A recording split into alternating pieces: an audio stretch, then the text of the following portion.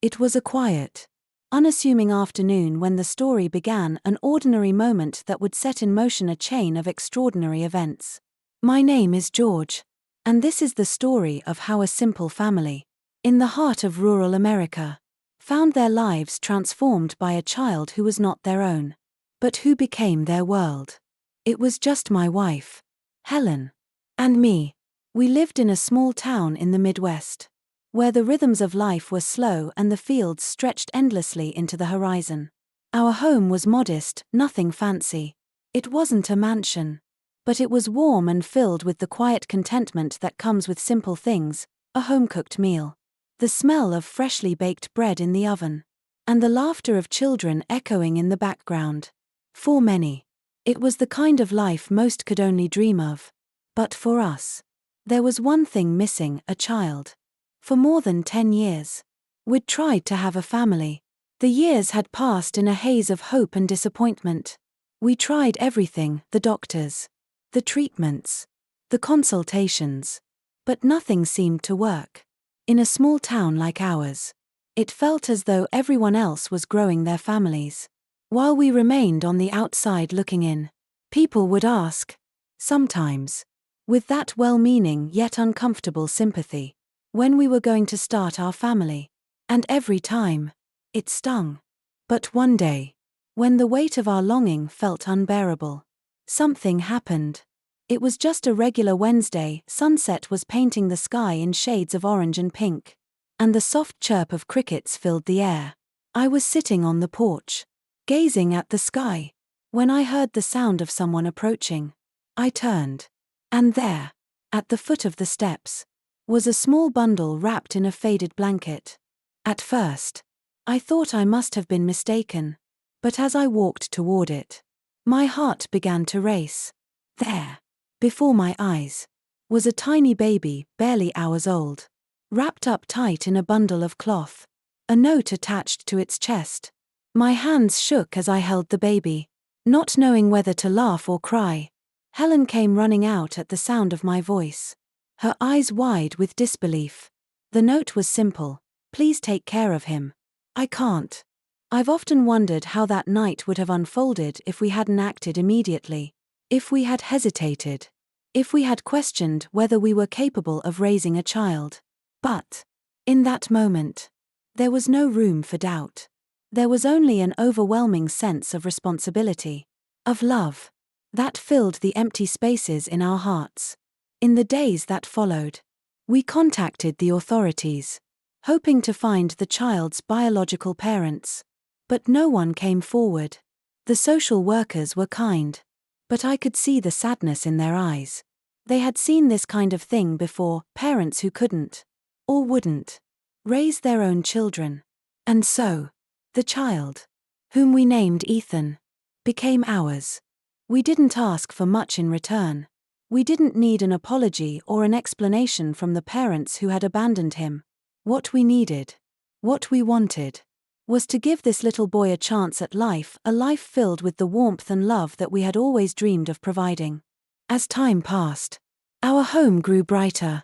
Ethan was a joy. He was a curious baby, with wide eyes that seemed to take in everything, from the birds outside the window to the sound of Helen's gentle voice as she rocked him to sleep.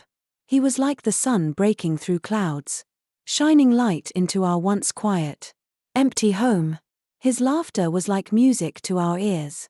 And every day we watched him grow, taking joy in each little milestone: his first word, his first step, the first time he called me Dad. But more than just the milestones, it was the little moments, the quiet ones, that made everything worth it. I remember sitting with him on the porch, just the two of us, watching the sunset together.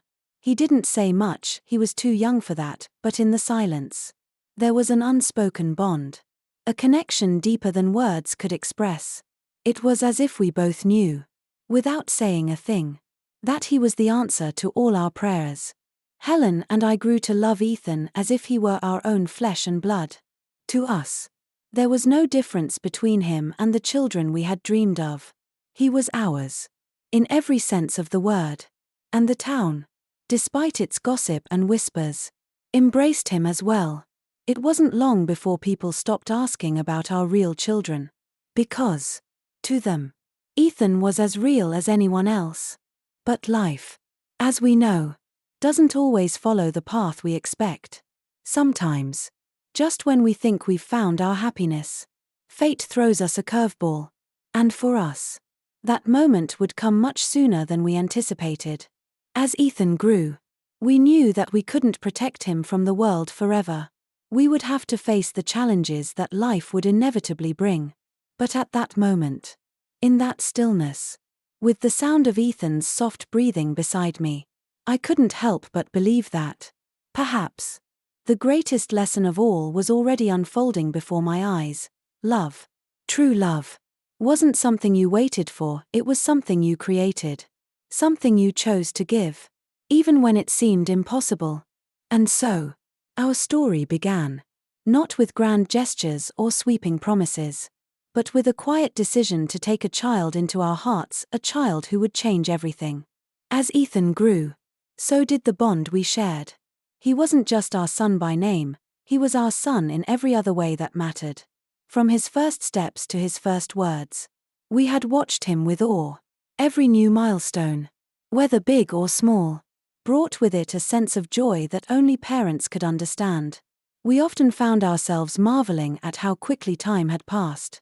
It felt like just yesterday that he was a tiny baby in my arms. And now here he was. A spirited, energetic boy with his own ideas, his own dreams. Helen and I had settled into our roles as parents, finding joy in the everyday routines that came with raising a child. We took him to school each morning, attended every parent-teacher meeting, and cheered at his little league games. It wasn't a life of luxury, but it was a good life.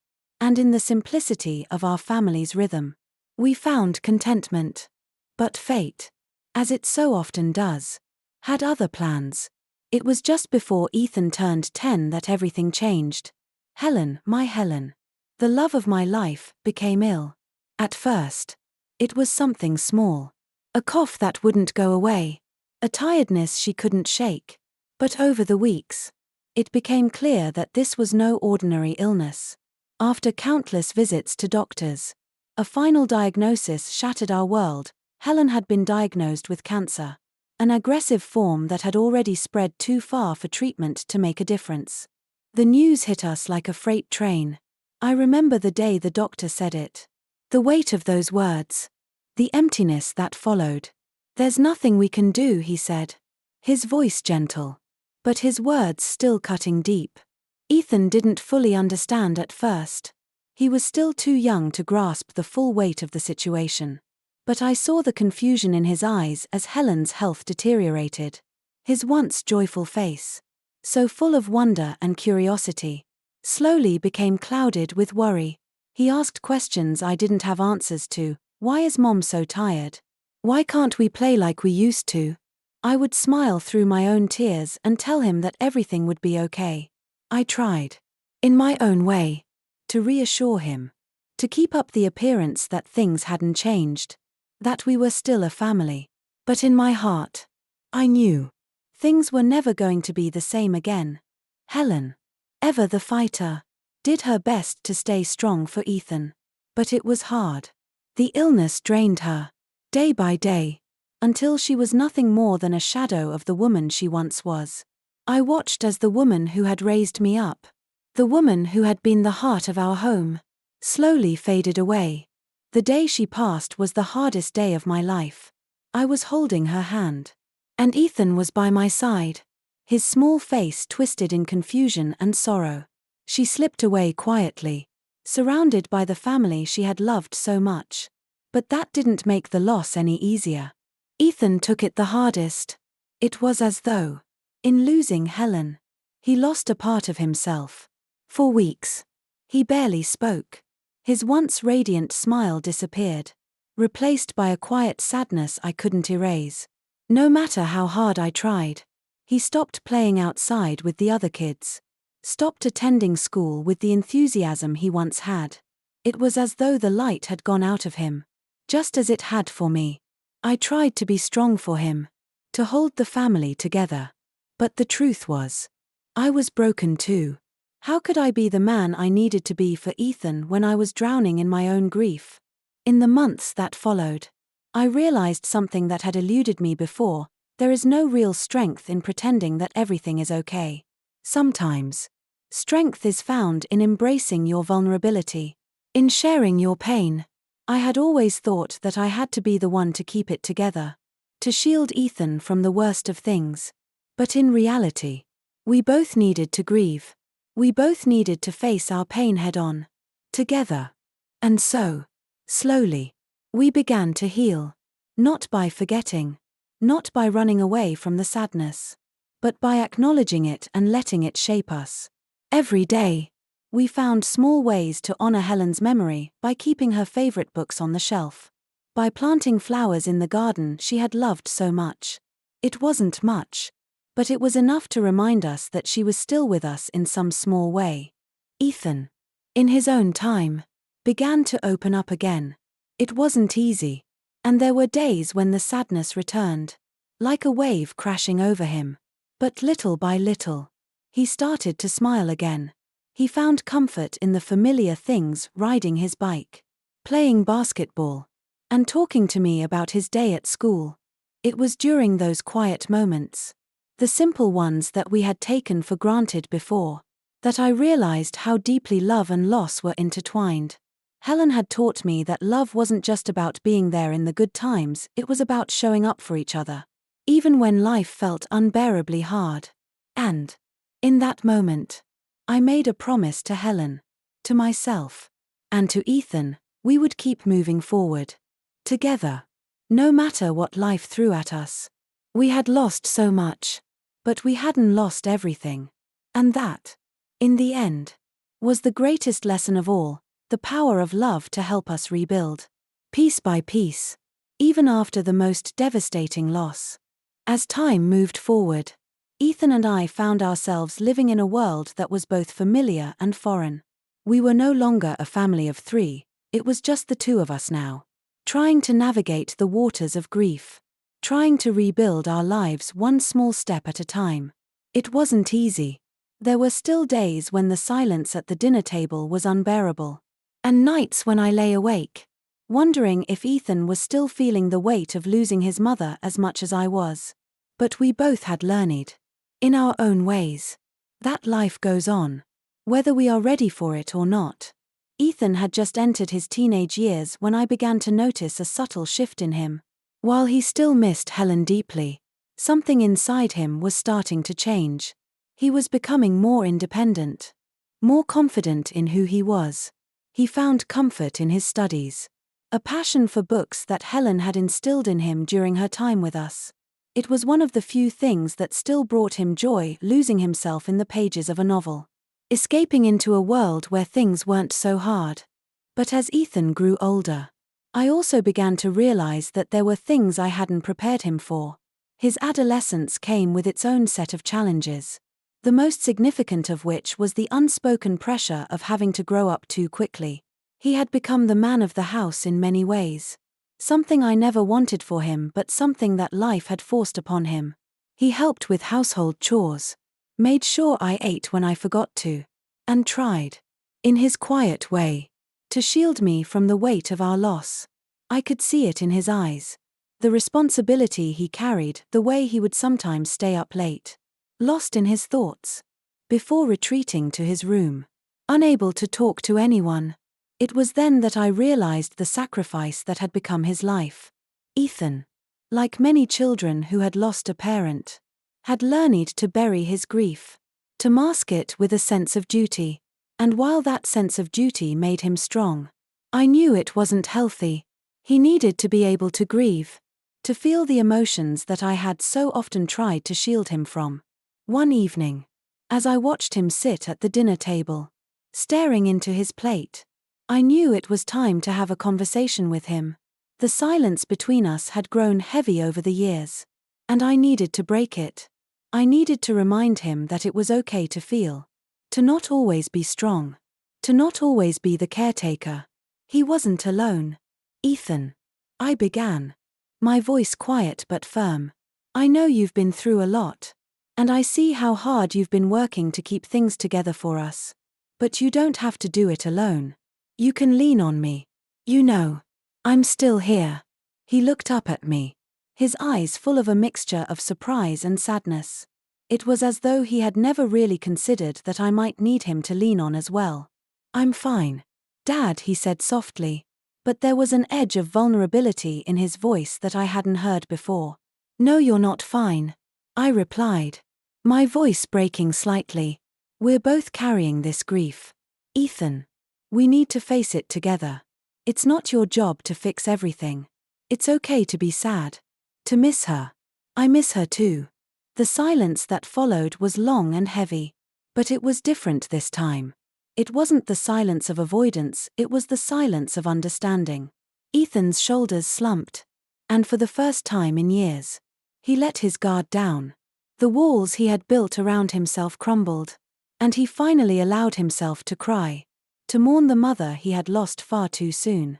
In that moment, I realized that we were both grieving in our own ways. But we weren't just mourning the past, we were building a future. One where we could be vulnerable with each other. I didn't need Ethan to be strong all the time, just as he didn't need me to have all the answers. We needed to be there for each other, to share the burden of loss and to move forward together. As a family. It was then that I made a decision: Ethan's future, his happiness, would no longer be dictated by his role as the man of the house. I would help him find his own path, just as I had tried to do when he was younger. But this time, I would give him the space to be a kid again, to embrace the joys of childhood without the weight of the world on his shoulders. In the months that followed, I began to notice small changes in Ethan. He was still a little hesitant to express his emotions, but he started talking to me more openly. He joined a sports team at school, something I had always hoped he would do. He spent more time with friends, allowed himself to have fun, and slowly started to rediscover the things that made him smile. But it wasn't just Ethan who had changed. I had changed too. I was learning to let go of the need to protect him from everything. I was learning to lean on him, to trust that we could both heal together. And in the quiet moments when we sat together, reminiscing about Helen, I realized that while we would always carry her with us, we were also starting to find our own way forward. Slowly, but surely, we were beginning to rebuild, not just our lives, but our bond as father and son. As the years passed, both Ethan and I began to settle into our new routine, one shaped by loss but also by an enduring hope. While the pain of Helen's death never fully disappeared, we learned how to live with it, to integrate it into our lives without letting it consume us. Our house, once a place of silence and sorrow, had slowly transformed into a home once again. The laughter returned, albeit more subdued, but it was their fleeting moments of joy that would remind us that life still held beauty, even in the midst of grief. Yet, as Ethan matured, he began to ask questions I wasn't prepared to answer. He was no longer the boy who needed constant care and attention, he was becoming a young man, curious about the world and about the future. There were days when I would find him staring out the window, deep in thought, as if grappling with something that only he could understand. He had become more introspective, and his questions about life, about love, and about the things that had shaped our past seemed to grow more profound with each passing day. One afternoon, as we sat together in the living room, Ethan turned to me with a look that told me he had something important on his mind. "Dad," he began, his voice a little hesitant, "I've been thinking a lot about Mom lately. About everything. And I have a question. It's kind of hard to ask, but I need to know." I set down the book I was reading and turned to him, offering my full attention. There were times when his silence was deafening, when I couldn't tell what he was feeling. But today, I could see in his eyes that this was something he needed to share. "What's on your mind, Ethan?" He took a deep breath, his eyes not meeting mine at first. "You know, before Mom passed, she talked about having more kids, about us being a family of 4 one day. Do you think Do you think that's still possible? I mean, after everything, do you think there's still room for that kind of happiness in our lives? The question hit me like a wave, and for a moment, I was speechless. I had never truly considered the possibility of moving on, of finding new love, of even thinking about starting a family again. In my mind, I had always believed that my heart had already given everything to Helen, that there was no space left for anything else. But as I looked at Ethan, I realized that his question wasn't just about him wanting more siblings or about filling the void left by his mother. It was about healing, about the possibility of love and connection after loss. Ethan wasn't asking me to replace Helen. He wasn't asking me to forget her. What he was asking for was the possibility of hope, the hope that we could still find happiness, that we could still build a future together, even if it was different from what we had imagined. I felt a lump form in my throat as I thought about it. Could I truly open my heart again? After all the years of sorrow, could I allow myself to love in a way that would honor both Helen's memory and the life we had lost? It was a difficult question, one that didn't have an easy answer, but as I looked at my son, I realized that perhaps the best way to honor the past was by living fully in the present, by embracing the possibility of new beginnings, no matter how uncertain they seemed. You know, Ethan, I said finally, my voice soft but steady, I don't have all the answers, but I do know one thing: life doesn't stop because of pain. It keeps moving, keeps evolving, keeps bringing new opportunities. Maybe we can't replace the people we've lost, but that doesn't mean we stop living or stop hoping. You're right. There's always room for more happiness. There's always room for new love, new experiences. And maybe, just maybe, that's exactly what your mom would have wanted for us. To keep going, to keep loving, to keep living. Ethan's eyes softened, and for the first time in a long while, I saw a smile play at the corners of his lips. It was small, but it was genuine, a sign of relief, of release. Maybe, just maybe, we could start thinking about the future again. Maybe the darkness that had followed us for so long wasn't going to define us forever. As I sat there, reflecting on the conversation, I realized something profound. Life isn't about avoiding pain, it's about how we move through it. We can let grief keep us stuck, or we can let it become the foundation for a new kind of strength. Helen's memory would always be with us, and we would carry that love with us for as long as we lived. But we didn't have to carry it as a burden. We could carry it as a blessing, something that would guide us toward the next chapter of our lives. It was time to take that first step into the unknown, to allow ourselves the freedom to dream again. The future was waiting, and for the first time in a long time, I felt ready to embrace it.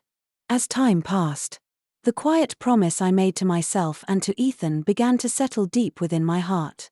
Life, as I had known it, would never be the same again, but it didn't have to be devoid of hope or growth. Together, Ethan and I had weathered the storm of loss, and now we were learning to navigate the calm that followed. Even though it was a calm that didn't come without its own set of challenges. It was in these moments of quiet reflection that I began to realize how much I had been holding on to. Not just Helen's memory, but the grief, the fear, the unspoken belief that if I allowed myself to truly let go of the past, I would somehow be dishonoring her.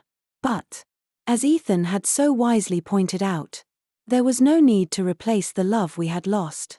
Instead, we could create a new space for love, one that was shaped by our history, yet open to the future.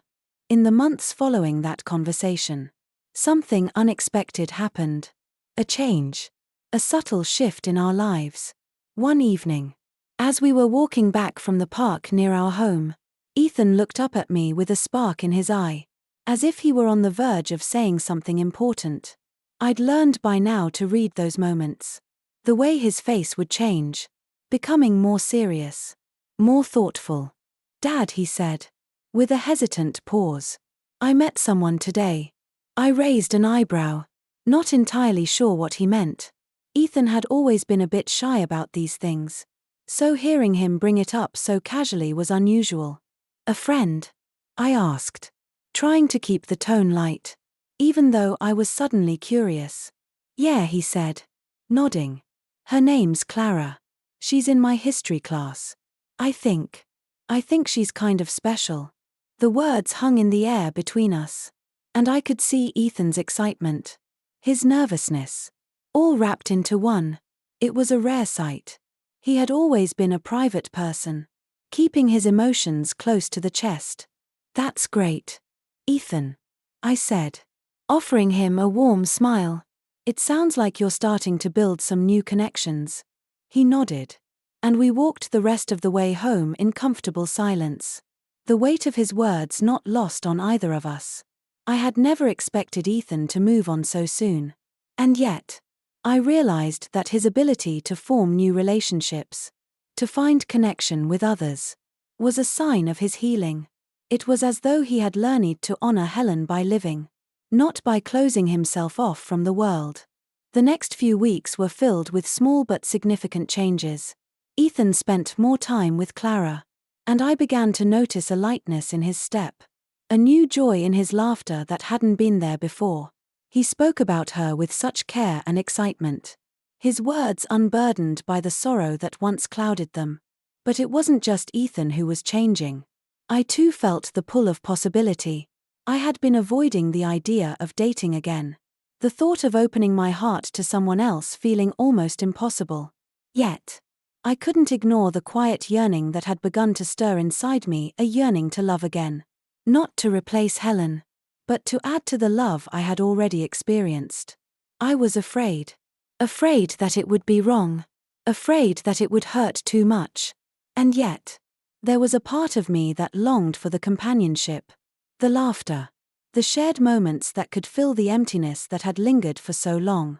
One evening, after dinner, Ethan and I sat on the porch, talking about everything and nothing. As we spoke, I felt a shift in the air, an unspoken understanding. A quiet permission to consider the future. It wasn't a decision I was making overnight. But it was the beginning of something. For the first time in years, I felt the possibility of something new, of finding someone who could walk beside me. Not as a replacement for the past, but as a new chapter in my life. That night, as Ethan went to bed, I found myself sitting on the porch alone, staring out at the stars. I thought about the journey we had been on, about the heartbreak and the healing, the pain and the growth. And I thought about Helen. About how, in her love and her death, she had taught me the most important lesson of all, that love is never truly lost. It continues. In the memories. In the lessons. In the people we share our lives with. And just as the stars above had always been there, shining even through the darkness, so too would our love continue, lighting the path forward. I had no idea what the future held. But for the first time in a long time, I was ready to embrace it. With all the uncertainty, all the fear, and all the hope that had been born from the ashes of our past, I knew that it was time to take the next step. Life was waiting, and I was no longer afraid to meet it. As time passed, the idea of change began to feel less like a threat and more like an opportunity. It was as if the door that had once been closed so tightly in my heart was now creaking open. And I was taking tentative steps forward, unsure but willing to embrace whatever came next. Ethan, too, had found his rhythm, his connection with Clara growing stronger each day. I could see the happiness in his eyes, something I hadn't seen in years. It filled me with a quiet sense of pride and relief. He was moving forward, not forgetting the past, but learning to live beyond it. One afternoon, I received a call from an old friend, Megan, a colleague from my past job. We had stayed in touch over the years, but only sparingly. She had been a pillar of support when Helen was sick, sending flowers, checking in, and offering a listening ear. Her kindness had meant more to me than she probably knew, and I was grateful for it. "Hey, it's been too long," Megan said, her voice warm and familiar. "How have you been?" "Hey, Megan," I replied, a smile tugging at the corners of my mouth. I've been, okay. I guess. A lot's changed. You know? Yeah. I can imagine. How's Ethan doing? I've been thinking about you too. He's doing well, I said, my heart swelling with pride. He's growing up fast. And he's found someone. A girl from his class. Clara. They're pretty close now. That's great to hear, Megan said with a soft laugh. I remember how hard it was for him after everything happened. I'm so glad he's finding his way. I paused for a moment, reflecting on how far we had come. Yeah, he is. And me too. I guess. Slowly. But surely. Megan's voice softened. You know, I've been thinking. It's been a long time since Helen passed. I don't want to overstep. But, have you thought about dating again? Or at least, maybe just getting out there? I don't know if you're ready, but I felt a knot tighten in my chest. It was a question I had been avoiding for months, even years. The idea of dating again felt foreign, like something I wasn't allowed to do, or at least not without betraying the memory of Helen. Yet Megan's words, though unexpected, didn't feel judgmental.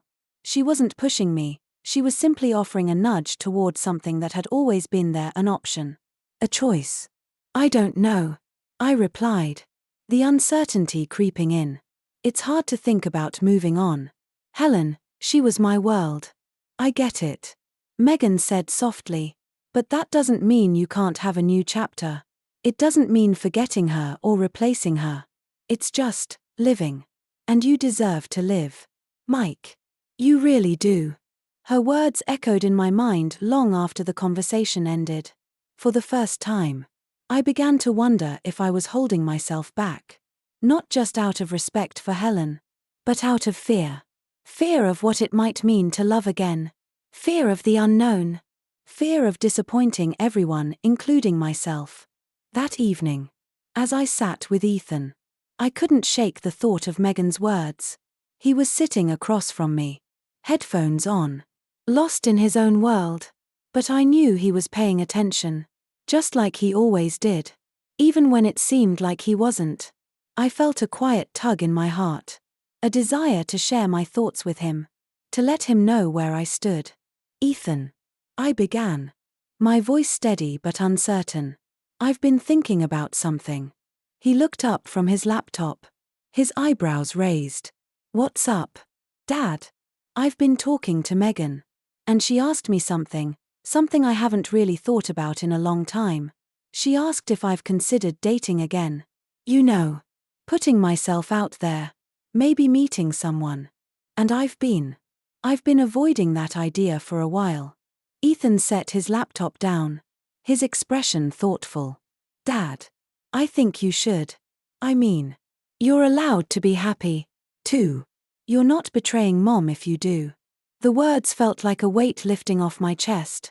He was right. I had spent so much time convincing myself that moving on would be a betrayal. But I hadn't considered that it could be a way of honoring Helen's memory. She had loved me deeply, and she would want me to find joy again, to live fully, even without her by my side. You think so? I asked, my voice thick with emotion. Yeah, I do. You deserve to be happy, Dad. And if you meet someone who makes you happy, I'll support you. I just want you to be okay. His words, simple yet profound, were the final push I needed. It wasn't just about me anymore, it was about living the life Helen would have wanted for me. It was about letting go of the fear that had held me captive for so long and opening myself to the possibility of joy, love, and new beginnings. The road ahead wouldn't be easy, and I wasn't about to rush into anything. But as I sat there with my son, I felt a sense of calm wash over me. The future was uncertain, yes, but it was also full of possibilities. And for the first time in a long time, I was ready to face it. The days following that conversation with Ethan felt strangely lighter, as though a burden had been lifted from my shoulders. Even though nothing had technically changed, I still lived in the same house, still had the same job, and still carried the same memories of Helen with me. But there was a shift in my mindset. A subtle change in how I viewed the future. It was as if, for the first time, I allowed myself to believe that life could be more than just the sorrow of the past. Ethan's support meant everything to me. I had always known that he was a smart kid, mature beyond his years. But this felt different. It wasn't just that he was telling me what I wanted to hear, it was that he was showing me, with his own actions and words, that he understood the complexity of grief and the importance of healing. His openness to the idea of me finding happiness again gave me permission to do the same. The first step wasn't easy, though. The thought of dating, meeting new people, sharing pieces of myself with someone else felt foreign, almost intimidating. I had spent so many years wrapped up in the world of Helen and Ethan that the idea of stepping outside that bubble seemed overwhelming. But it was also a little exciting. Maybe there was more to life than the endless cycles of grief and routine. Maybe I could find someone who would walk with me through the rest of this journey. Someone who could help me rediscover the joy that had once seemed so far away. One evening, a few weeks after the conversation with Megan, I found myself at a cafe, sitting alone at a table for two, watching couples laugh and talk over their drinks. The setting sun cast a warm glow on everything, but there was a sharpness to the air, an underlying awareness that I was alone, that I was now entering a chapter of my life where I had to learn how to be something I hadn't been in a long time, open. A woman walked into the cafe, her presence almost magnetic. She had an easy smile, a confident gait, and an aura that seemed to draw people in without trying. She caught my eye as she moved past my table, and for a moment, I could have sworn she saw me, too. But I quickly looked away, my heart racing with an unfamiliar feeling, nervousness. Maybe. Or perhaps the remnants of old fears creeping back in. "Would you mind if I sit here?" A voice interrupted my thoughts, and I looked up to see the woman standing next to my table, a friendly expression on her face. "Of course," I said, instinctively shifting my things aside. I hadn't realized I'd been so lost in my thoughts. "I'm sorry. I didn't mean to stare." She laughed. A warm, genuine sound. "No need to apologize. I wasn't sure if the table was taken or not. But you looked like you could use some company." The words came out effortlessly, and before I knew it, we were talking. Her name was Rachel, and she had recently moved to the area for a new job. She had a relaxed yet focused demeanor, and as she spoke about her work in architecture, her enthusiasm was contagious. I found myself listening intently, intrigued by the way she was able to balance passion and practicality. Her life was different from mine, different struggles, different joys, but as the conversation flowed, I realized that there was more common ground between us than I had expected. We talked about everything and nothing. At some point, the conversation turned to relationships, and I found myself sharing a little about my past, about Helen and the life we had built. It wasn't easy, but there was something about Rachel that made it feel natural, as though I didn't have to hide who I was or the pain I still carried. She didn't rush to offer comforting words or advice. Instead, she simply listened, her presence a quiet reassurance that I wasn't burdening her with my grief. "I can't imagine what you've gone through," Rachel said after a pause, "but I can see how much it's shaped you, and how much you still care. I think that's a beautiful thing." Her words stuck with me. For the first time in a long time, I felt like I wasn't just a person defined by loss. I was someone who had lived, loved, and grown, and that in itself had value. As the evening wore on, the cafe began to empty, and I realized that I had spent hours talking to Rachel without once feeling uncomfortable or awkward. It wasn't that I had forgotten about Helen, or that I was ready to move on completely, but for the first time since her passing, I allowed myself to imagine the possibility of connection again. When it was time to leave, Rachel smiled warmly, offering her phone number. "Maybe we could do this again sometime," she said. "It was really nice talking to you, Mike." I stood there for a moment, my hand lingering on my wallet. Before I took out my phone and saved her number. There was no pressure. No rush, just the simple understanding that life had room for new relationships. For new beginnings. Walking back to my car that night, I felt lighter. As though a weight had been lifted. Or perhaps shifted. The journey ahead would still be challenging. But for the first time in a long time, I saw it as a journey with hope. With the possibility of new connections and experiences. And in that moment, I realized that even after everything, there was still room in my heart for more love for my son. For the memories of Helen. And maybe, just maybe, for someone new. In the days following that evening with Rachel, I found myself walking through life with a lighter step. It wasn't as if everything had magically fallen into place. Or that all the unanswered questions about the future had been solved. But something had shifted in me, a subtle reawakening that I hadn't anticipated. Ethan had noticed the change in me right away. Over breakfast one morning. As we sat together at the kitchen table. His eyes lingered on me for a moment longer than usual. It was as if he was trying to read me. Trying to figure out if the new energy he sensed was real or just temporary. "You seem different, Dad," he said carefully. His voice quiet but full of curiosity. "Like, I don't know, lighter? Happier?" I looked at him. Taken aback. Ethan had always been perceptive. But this time, I wasn't sure how to respond. Could he really tell the difference?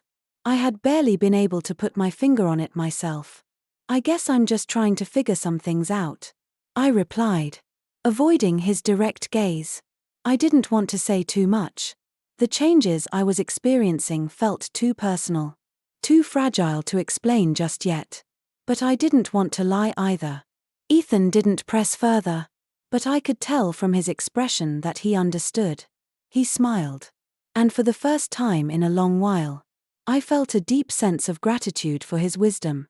At 16, he was already so much more mature than I had been at his age.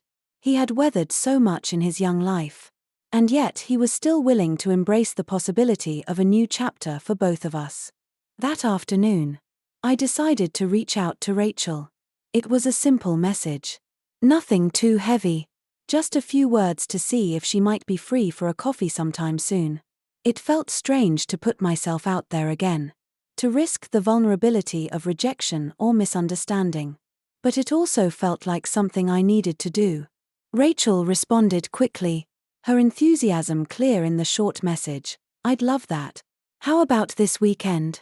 The reply came as a relief. But also with a sense of nervous anticipation. It wasn't about Rachel herself, she was kind, intelligent, and interesting, but about what it meant. I was stepping outside of the grief that had defined so much of my existence for the past few years. And for the first time, it didn't feel like a betrayal of Helen or the love we had shared. It felt like a recognition that life, while painful, was also beautiful and worth living. As the weekend approached, I couldn't stop thinking about our meeting. What would we talk about? What would I wear? How would I handle the awkward silences that sometimes popped up when getting to know someone new? I hadn't dated in years. Everything about the process felt new again, like a first date all over again. But with a different kind of weight. One that came from years of loss and healing. On Saturday afternoon, I met Rachel at a small cafe on the edge of town. It wasn't anything fancy. But there was something comforting about the simple charm of the place, the mismatched furniture. The soft hum of conversation. The smell of freshly brewed coffee. Rachel was already there. Sitting at a corner table, her back to the window as she scrolled through her phone. When she saw me, her face lit up with a smile that felt like the sun breaking through clouds. "Mike," she said, standing up to greet me with a warmth that made my heart skip a beat. "I'm so glad you could make it." I smiled back, suddenly feeling self-conscious. "Of course," I said, trying to keep my voice steady. "It's good to see you." We sat down. And for the first few minutes, there was a natural awkwardness between us. Like two people getting used to each other's presence after a long time apart. But it wasn't uncomfortable. In fact, it was oddly reassuring, like we were both giving each other space to find the rhythm of the conversation again. We talked about our weeks, about work, family, books, music, the usual things people talked about when they were just getting to know one another. There were no heavy conversations about grief or past relationships. We didn't need to go there. The simple act of enjoying each other's company, without expectation or pressure, felt like enough. As the afternoon wore on, I realized something important. I was actually having fun. There was something deeply fulfilling about this connection, this simple, easygoing conversation with someone who didn't know all my history, all my pain, but still accepted me as I was in the present. For the first time in a long time, I felt a spark of excitement about the future, about possibilities that didn't involve just carrying on with the past. It wasn't about forgetting Helen, or abandoning the life we had built. It was about moving forward while still holding on to the love that would always be part of me. Rachel seemed to sense it, too. She was relaxed, engaged, and kind, without any expectations. As we said our goodbyes later that afternoon, she offered a genuine hug, one that didn't feel forced or too familiar, just a simple gesture of care. "Thanks for today, Mike," she said, her voice soft. "I had a really nice time." I smiled, feeling a little lighter with each passing moment. "Me too," I replied. "Maybe we can do this again sometime?" She nodded, her smile widening. "I'd like that." As I walked away from the cafe, my heart felt a little fuller. It wasn't a grand revelation, or some dramatic turning point in my life, but it was a small step toward reclaiming the parts of myself that I had lost. The parts that had been buried under layers of grief and time. And that, I thought, was enough for now. The next few weeks passed by with a sense of quiet anticipation. I hadn't seen Rachel since our first coffee meeting, but the memory of that afternoon stayed with me, lingering like the aftertaste of a pleasant conversation. We had both been busy, and life, with its never-ending demands, had a way of pushing everything else to the periphery. But still, the thought of seeing her again, of getting to know her more, had taken root in my mind. One evening, as I was cleaning up after dinner, my phone buzzed. It was a message from Rachel. "Hey Mike. I was thinking it's been a while since we caught up. How about dinner tomorrow?" My heart skipped a beat. It wasn't a grand gesture, but the simplicity of her words felt like an invitation to something that might hold more meaning than I could yet understand. I quickly typed back, "Sounds great. What time?" "How about 7? I know a place not far from here. Nothing fancy. Just good food." I smiled at the easygoing tone of her message. There was no pressure, no expectation, just two people trying to share a quiet evening together. It was the kind of invitation that felt comfortable, like something that had the potential to grow without feeling rushed. When the evening arrived, I found myself both excited and apprehensive. The excitement was easy to identify. There was something about Rachel's company that felt easy. But the apprehension lingered in the background, like a shadow I couldn't shake off. Was I ready to move forward? Was I ready to open myself to someone new? After everything that had happened with Helen, I had no answers. But I pushed those thoughts aside as I drove to the restaurant. It was a small, cozy bistro tucked away on a side street. The kind of place you might miss if you weren't looking for it.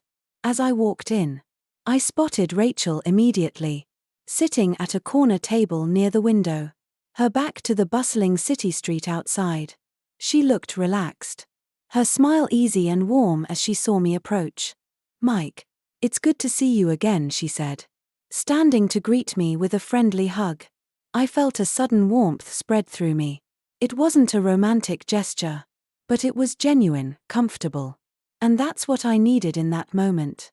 I needed comfort. Not grand gestures. Not overwhelming emotions. Just something simple and real. "Good to see you too," I replied, feeling a strange sense of calm wash over me as I took a seat across from her.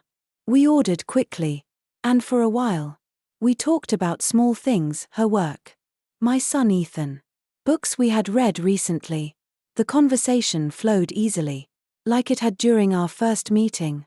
But this time, there was something different.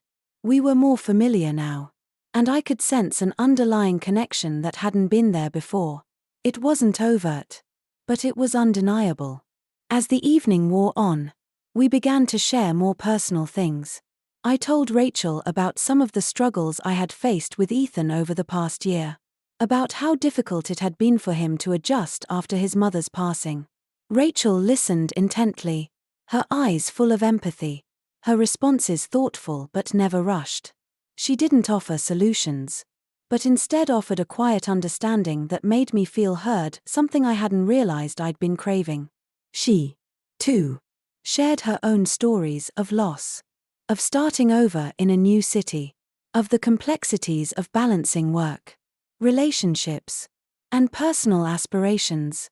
We both discovered that there was more in common between us than we had initially realized. Both of us had faced grief.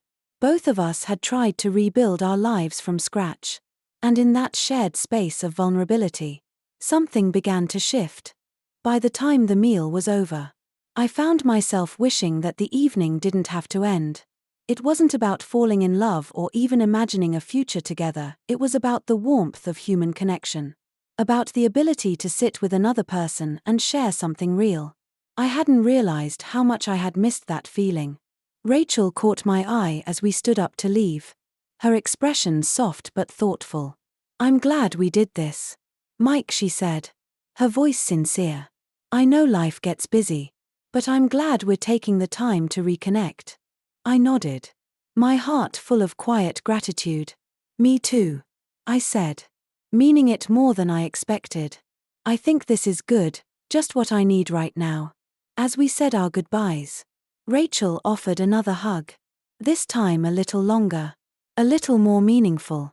I held on just a bit longer than I might have otherwise, savoring the moment, savoring the sense that I was, at last, beginning to reconnect with something outside of my grief, something beyond the boundaries of my loss. Walking back to my car, I felt a gentle sense of hope creeping in. It wasn't an overwhelming rush of emotion, nor was it the start of a great love story, but it was something simple, a quiet reassurance that there were still connections to be made in this life. And for the first time in a long while, I felt open to the possibility of what might come next. As the days passed, each character reflected on the unfolding of their lives and the relationships they had cultivated. There were no sudden epiphanies or grand revelations, just the quiet clarity that comes from looking back at what had been. And in this quiet space, they each began to understand the deeper meanings of their experiences. Mike sat in his living room late one night, a cup of tea in hand, the faint hum of the city drifting through the window. His mind wandered back to the dinner with Rachel, the ease, the connection. It had been more than a simple meal. It had been a reminder that life was not just about surviving, but about finding moments of peace and joy amidst the chaos. He thought of Ethan, his son, and how much he had changed over the past year. Loss had made them both stronger, yes, but it had also made them more fragile, more vulnerable. Mike had always prided himself on being the strong one, the pillar that everyone leaned on. But in that quiet moment with Rachel, he realized something he had overlooked for so long: it was okay to lean on others, too. Sometimes, healing came not from being strong alone, but from allowing yourself to be supported by those who understood. Even if only in part. Mike smiled to himself. It wasn't about finding someone to replace Helen, nor was it about rushing forward into the unknown. It was about accepting the beauty of human connection, and letting it unfold. Slowly, gently, Rachel walked back to her apartment after her dinner with Mike, her mind spinning with thoughts and emotions. She had gone into the evening without any expectations, simply hoping for an enjoyable conversation. But what had unfolded was something deeper, an understanding of the fragility of life and the resilience of the human spirit. Her own life had been a series of challenges, moving cities, starting over, navigating grief and loss. But what had always kept her going was the knowledge that life was about more than the pain we endure. It was about the relationships we build, the moments of kindness we offer, the ways we help each other heal. Sitting in her cozy apartment, Rachel realized that what had brought her peace was not just the comfort of good company, but the recognition that healing, like growth, was a process. It wasn't something to rush, something to check off a list. It happened gradually, like the way flowers bloom in the spring, slowly, patiently, and always with the promise of something beautiful. Rachel smiled, feeling a quiet sense of satisfaction. Perhaps the real lesson was not in finding answers, but in embracing the questions and in the willingness to live through them, alongside others who understood that there was no right way to move forward. Ethan sat in his room, the soft glow of his desk lamp illuminating his notebook. He had been thinking a lot lately about his father, about his mother's passing, and about the way life seemed to change so quickly. He had never known a life without grief, without loss, and sometimes it felt like a weight he could never shake off. But after hearing his father's conversation with Rachel, something inside him shifted. He realized that even in the midst of sorrow, there were still opportunities for joy, small, fleeting moments that made life worth living. Ethan's father had always seemed invincible to him, a man of great strength who could solve any problem. But the way Mike had opened up to Rachel, how he had shared his pain and his hope, it showed Ethan that it was okay to feel, to be vulnerable, to not have all the answers. It wasn't about forgetting the past, Ethan thought. It was about learning to live with it, to carry it with you without letting it define you. He wasn't sure how it would happen or when, but for the first time, he believed that healing was possible, not in the sense of erasing the hurt, but in finding a way to live with it. As the story drew to a close, each character had come to their own understanding of the complexities of life, love, and loss. There was no perfect resolution, no neatly tied-up ending. Life wasn't like that. Instead, the lessons were quiet ones, learned through time, patience, and the willingness to be present in both the joy and the pain. For Mike, it was about the importance of connection and the courage to allow others to be part of his healing. For Rachel, it was about embracing the uncertainty of life and finding beauty in its unpredictability. And for Ethan, it was about understanding that while grief would always be a part of him, it didn't have to define his future. And in the end, as they all moved forward in their separate ways, they carried with them the knowledge that while life was uncertain, it was also rich with possibility if only they had the courage to reach for it. The story didn't end in the conventional sense, but perhaps that was the lesson itself. The journey was just as important as the destination. Life, with all its complexities, was something to be experienced fully, with all its highs and lows. And in the end, it was not the perfect moments that defined them, but the way they navigated through the imperfect ones, together.